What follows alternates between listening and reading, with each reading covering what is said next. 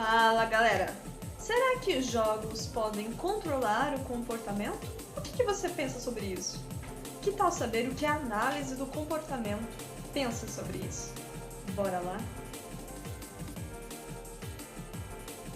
Uns dias, dependendo de quando você assiste esse vídeo, provavelmente você se deparou com a ideia ou com a notícia de que um gamer teria assassinado a sua colega enquanto jogavam, assassinando a facadas. E há relatos de que ele justificou este comportamento por estar apenas atuando conforme o jogo. Mas será que o jogo em si tem essa potência de controlar o comportamento de alguém? E vira e mexe nós ouvimos alguém afirmando que os jogos violentos, os desenhos violentos são aí talvez as principais causas da nossa juventude tão violenta. Mas eu colocarei em xeque, na verdade eu não, a análise do comportamento, eu também, colocaremos em xeque. Será que o jogo realmente é o principal fator dos comportamentos violentos dos nossos jovens ou pré-adolescentes, crianças, adolescentes, adultos? É o que nós iremos falar. Então, geralmente a gente vê muitas pessoas jogando jogos violentos, assistindo filmes violentos. Isso pode sim influenciar de certa forma o comportamento da pessoa, porque existem diversas formas para nós aprendermos algo. Nós podemos aprender por imitação, aprender por regras, aprender por contingências, etc. e tal. E os jogos, os filmes, etc. não deixam de fazerem, talvez aí, fazer parte dessas estimulações que podem ocasionar aprendizagens de comportamentos. No entanto, eles não são os fatores principais e primordiais para tais comportamentos. É quase impossível dizer que apenas um fator leva um comportamento. Principalmente um comportamento de violência, de assassinato, que é repudiado pela nossa cultura brasileira, eu falo, em que nós repudiamos o assassinato. Então, um comportamento que vai em encontro, e contra essa premissa cultural, ela não é simplesmente devida a jogos. Se a gente for ver o caso das pessoas que, por exemplo, são denominadas psicopatas, sociopatas, etc. e tal, você vai ter um histórico familiar muito profundo de violências. Violência sexual, violência verbal, violência física. Eu vou fazer um vídeo falando sobre isso. É que esse assunto ele é muito complexo, principalmente sobre essas psicopatias, esses comportamentos de assassinato sem remorso, sem motivo, pelo puro fato de emiti-los, Eles são complexos, mas não deixam de estarem estruturados pela tríplice contingência, pela análise funcional, são passíveis de análise. Então, voltando ao assunto inicial, um comportamento devido a jogos, a filmes, etc., para uma pessoa apresentar esse comportamento, ela aprendeu esse comportamento. Porém, os artigos científicos apresentam, não só da análise do comportamento, como de outras áreas também da psicologia, refletem que para tal é necessário uma contingência que está presente ali na situação, no cotidiano, na vida dessa pessoa. Porque ela aprende a emitir aqueles comportamentos de forma adaptacional à situação. Então ela aprende aquilo, ela aprendeu a se comportar daquela forma. Se você pega casos assim e você faz o detalhamento da história da pessoa que cometeu ali o assassinato, o crime, você vai ver que na estrutura da família dela, na estrutura da vida dela, existem essas situações, existe essa aprendizagem. Então ela pode aprender por regras? Sim. Às vezes desde o início ali, alguém, não sei quem, ensina essa criança que machucar o outro é legal, que parabéns, você machucou a pessoa de forma verbal, física. Pode ser então por instruções, ou seja, por regras. Você vai lá e puxa o cabelo de fulano, você vai lá e dá um soco, revida aquela pessoa que te xingou, ou você vai lá e humilha aquela menina que não quis ficar com você. Então, podem ser por regras, podem ser por contingências, né? Eu tava numa situação em que ele emitiu um comportamento, por exemplo, de dar soco por outras questões e acabou sendo reforçado negativamente, ou seja, tirando aquela aversividade daquela situação. Isso vai se generalizando e também por relações de equivalência vão construindo novas redes comportamentais, né? Novos elementos no repertório do sujeito através daquelas bases que ele já tinha.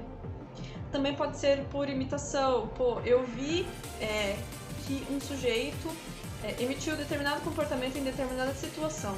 E eu, por ter passado já por uma aprendizagem de emitir comportamentos por imitação, eu emito aquele comportamento porque eu sei eu sei o reforço consequente que virá, né?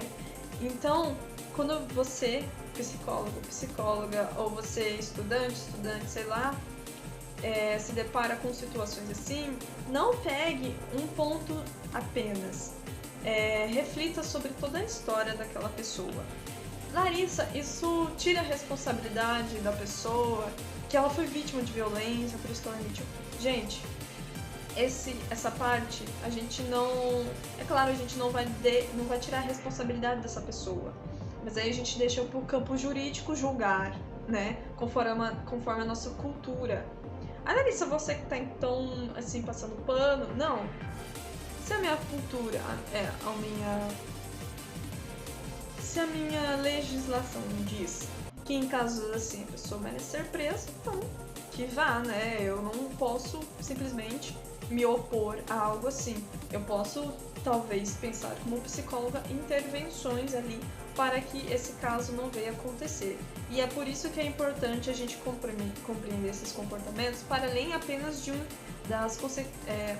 para além da aprendizagem apenas dos jogos, porque eu posso estar proibindo jogos, mas os comportamentos podem continuar acontecendo porque existem outros fatores que levam aos comportamentos de violência, como eu falei, a própria família, a própria amizade, a própria rede de apoio ou outras situações.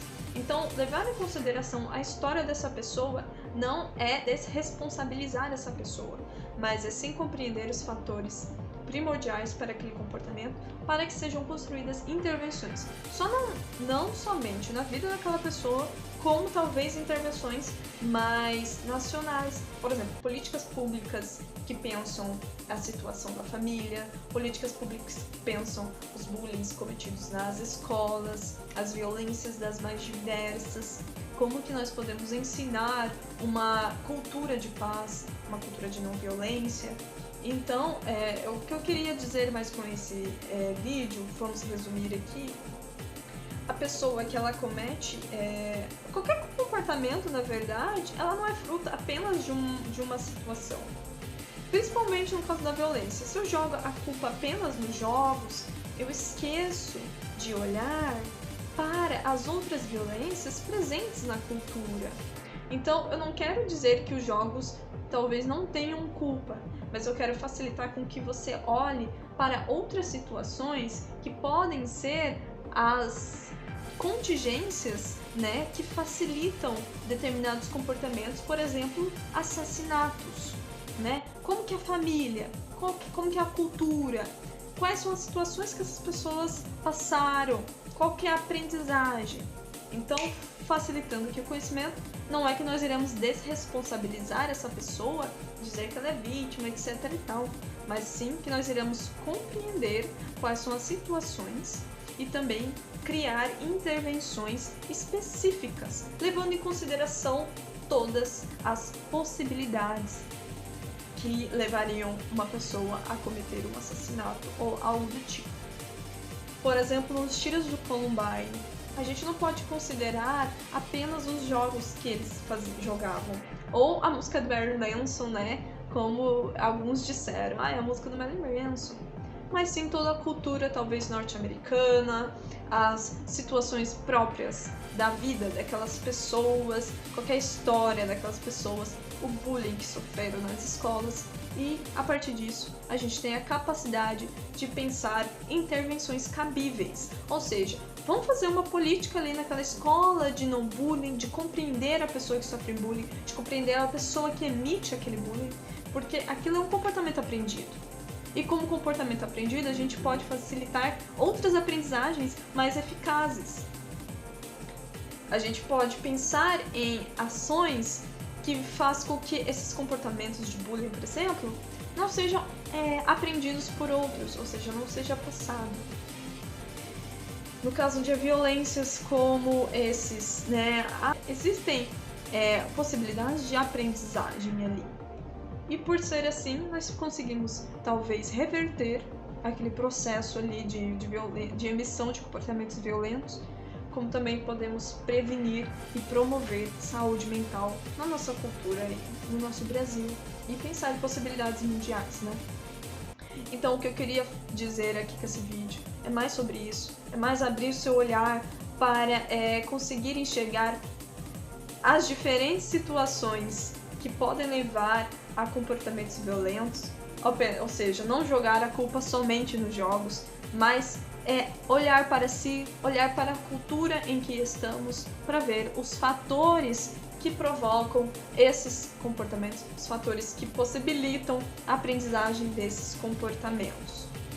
E também fazer com que você pense não só no problema, mas nas soluções, né? Quais são as possibilidades que nós temos de prevenir os comportamentos violentos, de promover saúde mental, bem-estar, uma cultura de paz, e de tratar essas pessoas, né, que cometeram essas violências, para que a sociedade facilite para a sociedade e facilite para essa pessoa também, porque nós não sabemos, mas o comportamento pode ser mudado. Eu tenho dito algo, espero não ter deixado você confuso ou confusa, né? Espero ter auxiliado você, talvez, aí, a pensar sobre um ponto de vista diferente.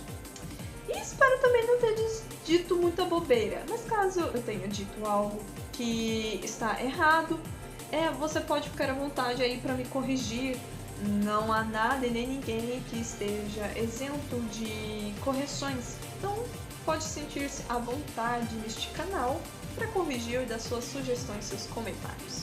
Obrigada por ter assistido até aqui e espero ter facilitado esse conhecimento para você. Até a próxima, galera!